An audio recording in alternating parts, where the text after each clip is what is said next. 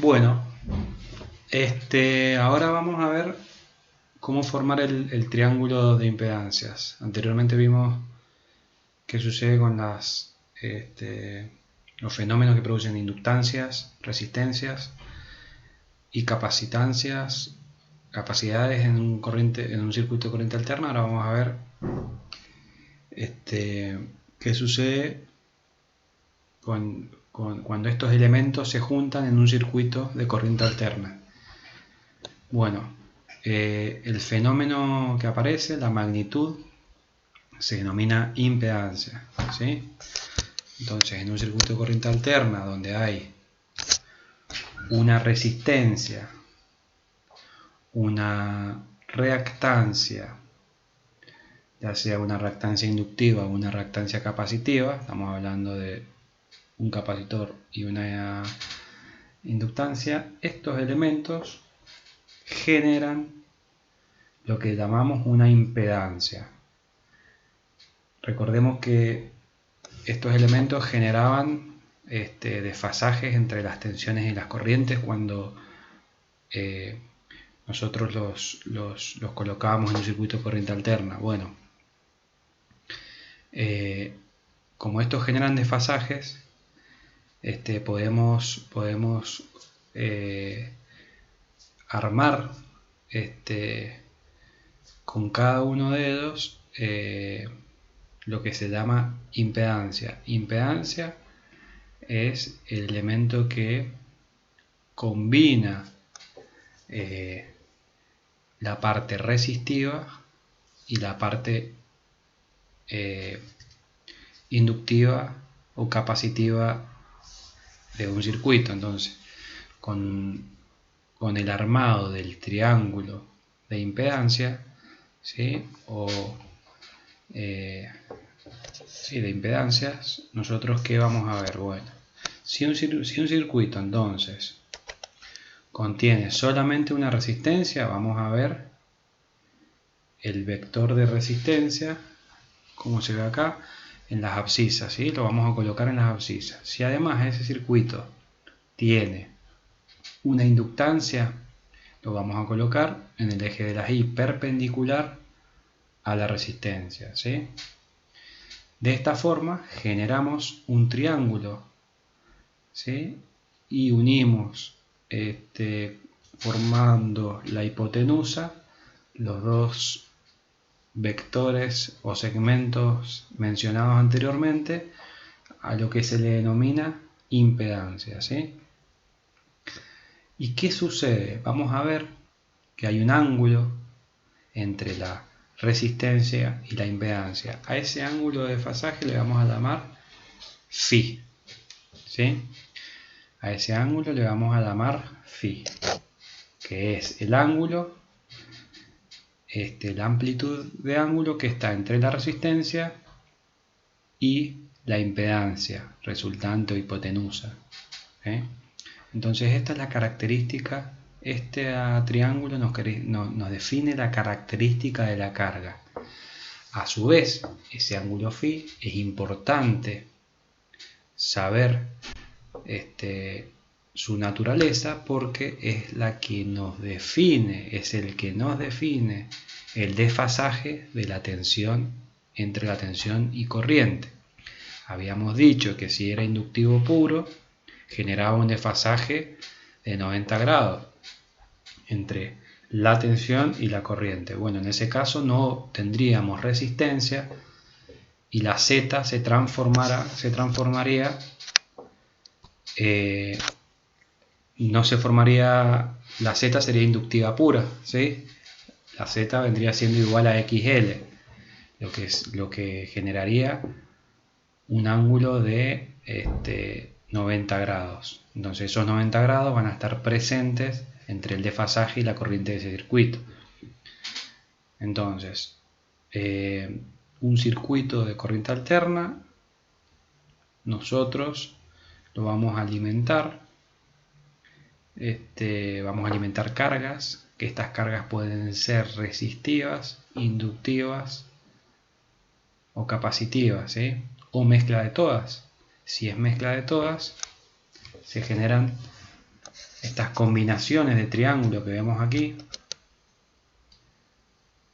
¿sí? Entonces, con estas combinaciones nosotros formamos las impedancias. Para que quede claro, algo que no había aclarado anteriormente, un circuito no existe como inductivo puro y no existe como capacitivo puro, ¿sí? Los circuitos no son inductivos puros o capacitivos puros, ¿sí? Siempre tienen una parte repetitiva, ¿sí? En el caso de las bobinas, la propia bobina tiene una parte, tiene cobre. El cobre, recordemos, el Rho, que es parte para formar la resistencia, y bueno, tiene una parte resistiva que hace que no sea idealmente. Por lo tanto, siempre en los circuitos reales va a haber alguna parte que se va, la parte resistiva, o sea que va a haber una R, ¿sí? Para formar este triángulo vamos a estar. Entonces, si colocamos un motor que puede ser un circuito puramente inductivo, siempre va a tener una parte resistiva, ¿sí? Y más, ya vamos a ver qué sucede cuando el motor está en funcionamiento, cómo crece la parte resistiva de ese motor, que es lo que nos entrega en definitiva la potencia activa. No vamos a entrar en eso ahora.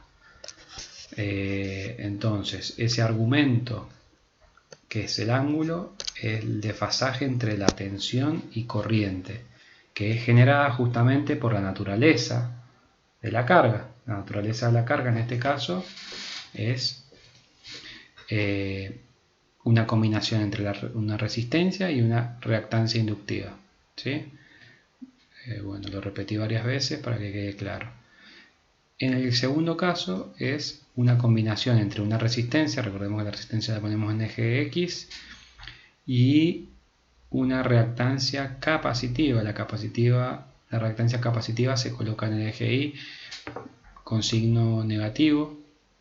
¿Por qué? Porque genera un desplazamiento de fase que adelanta la corriente de la tensión.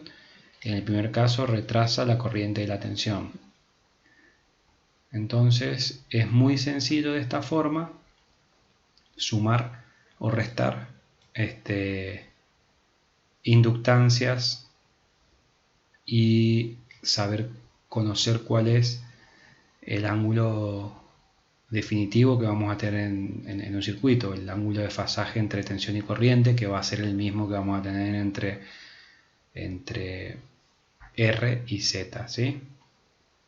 Entonces, vemos acá en el último, fijémonos, tenemos una XL que llega hasta donde estaba el puntero del mouse, y después de la XL parece que se ha aplicado una capacidad al circuito, entonces se le resta la XL en el signo, en el eje de la Y, pero predomina en este circuito que estamos viendo, no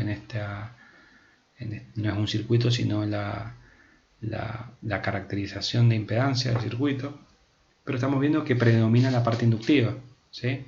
Si ponemos más capacitores, ese ángulo entre R y Z se va a ir achicando, ¿sí? Si XC es igual a XL, solamente va a quedar la parte resistiva, ¿sí?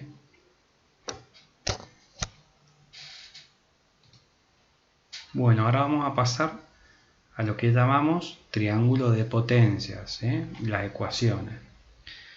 ¿De dónde viene el triángulo de potencia? Viene del triángulo de impedancia. Entonces, gráficamente tenemos se me fue el puntero. Gráficamente tenemos el triángulo de potencia a la izquierda y el triángulo de impedancia a la izquierda y el de potencia. Fijémonos, son similares. Bueno, dependen de la naturaleza de las cargas, obviamente que son similares. Tienen el mismo ángulo el ángulo phi entre R y Z, que es la impedancia. Y vemos que el triángulo de potencia se compone de P, Q y S, ¿sí? donde P es la potencia activa medida en watts, Q es la potencia reactiva medida en volt-ampere reactivos y S es la potencia aparente medida en volt-ampere. Entonces es un triángulo de similares características, nada más que lo que representamos en el triángulo es la potencia activa, reactiva y aparente.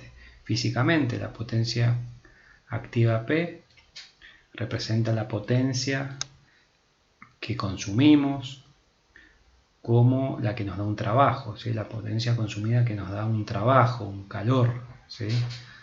El calor que tira una bobina, por ejemplo un motor, es producto de su parte resistiva, ¿sí?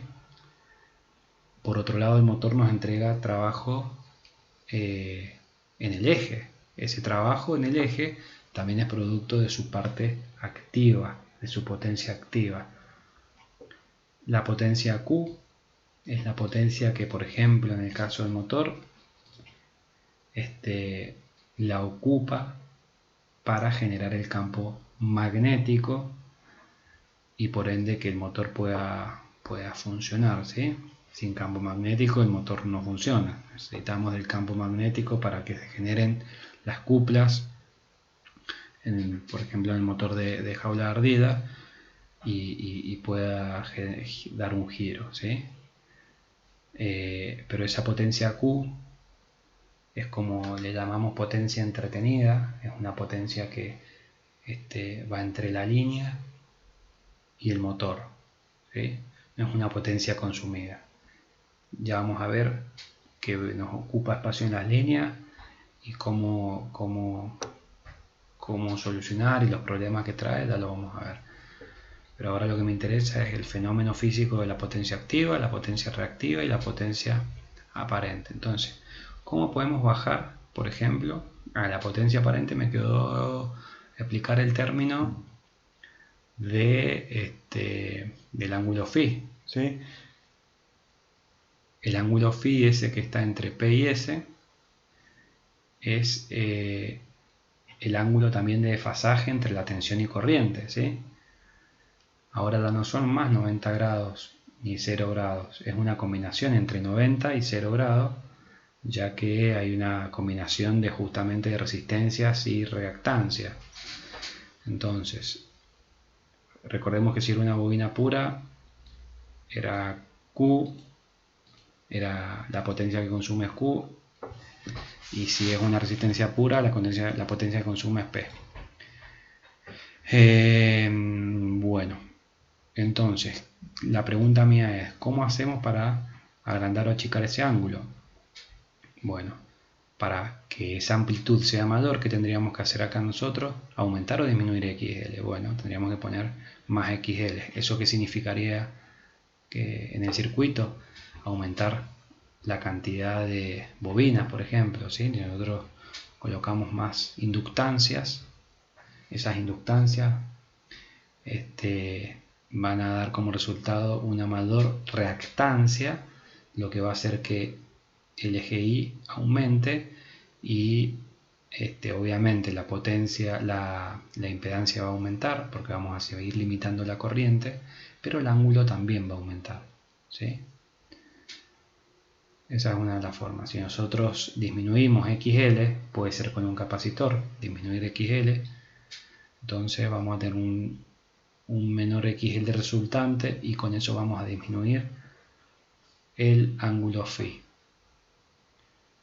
Si nosotros ponemos un capacitor tal que anule a XL, o sea una reactancia capacitiva, el ángulo de fasaje, ¿cuánto va a ser? 0. O sea que vamos a ver dos fasores girando en fase I, E, U. O sea, corriente e intensidad y tensión.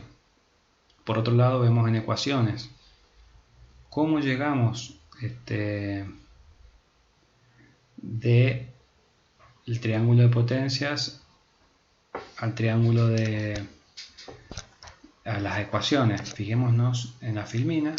Si al triángulo de impedancias, ¿sí?, lo multiplicamos por i cuadrado, obtenemos el triángulo de potencias. Tan sencillo como ello. Entonces, si al triángulo de impedancias lo multiplicamos por i cuadrado, obtenemos el triángulo de potencia. Fijémonos. R lo multiplicamos por i cuadrado y obtenemos P. ¿Sí? Entonces nos vamos a la primera ecuación. R lo multiplicamos por i cuadrado y obtenemos P, que se mide en watts. De la misma forma, X lo multiplicamos por i cuadrado y obtenemos Q. Y S lo multiplicamos por i cuadrado y obtenemos Z, lo multiplicamos por i cuadrado y obtenemos S. ¿Sí? ¿De qué otra forma podemos calcular? Bueno, utilizando las funciones trigonométricas podemos calcular las funciones, donde la primera ecuación es u por i por coseno de phi, que se mide en watts, u por i por seno de phi, que se mide en volt-ampere reactivos, y S, que es la potencia aparente, es u por i por que se mide en volt-ampere. Si vemos el primer término, el factor de la ecuación coseno de phi se le denomina factor de potencia, ¿sí? Entonces, el famoso factor de potencia coseno de phi, que es la relación entre la potencia aparente y la potencia activa, el coseno de phi, ¿sí? Entonces, bueno, acá está expresado de otra forma. Fijémonos, hay una resistencia y una inductancia. Esa inductancia me genera una reactancia, que está como XL. Entonces, fijémonos cómo del circuito eléctrico se forma el triángulo de impedancias, ¿sí? Vemos en el esquema de la derecha, del medio, el triángulo de potencia resultante y vemos el desfasaje. Si hay una reactancia, recordemos que el ángulo de fase phi es el mismo que hay entre la tensión y la corriente. Recordemos que una inductancia pura retrasada 90 grados, pero acá no hay una inductancia pura y no retrasa 90 grados la corriente de la tensión. Se retrasa un ángulo phi, que es el mismo que aparece en el triángulo de potencia, ¿sí? Como circuito equivalente podemos ver que la tensión está aplicada a una impedancia. Esa impedancia se llama ZL. Esa ZL es una combinación entre una resistencia y una inductancia, ¿sí? A eso le llamamos impedancia. El ángulo phi o argumento es el ángulo de desfasaje entre la tensión e intensidad, de tal forma que si es positivo corresponde a un circuito inductivo, si es negativo corresponde a un circuito capacitivo.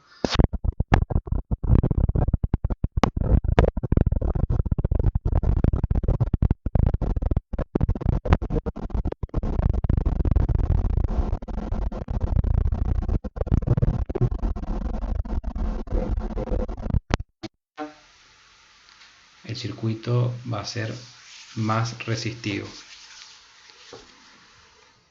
Bueno, vamos a ver lo que sigue.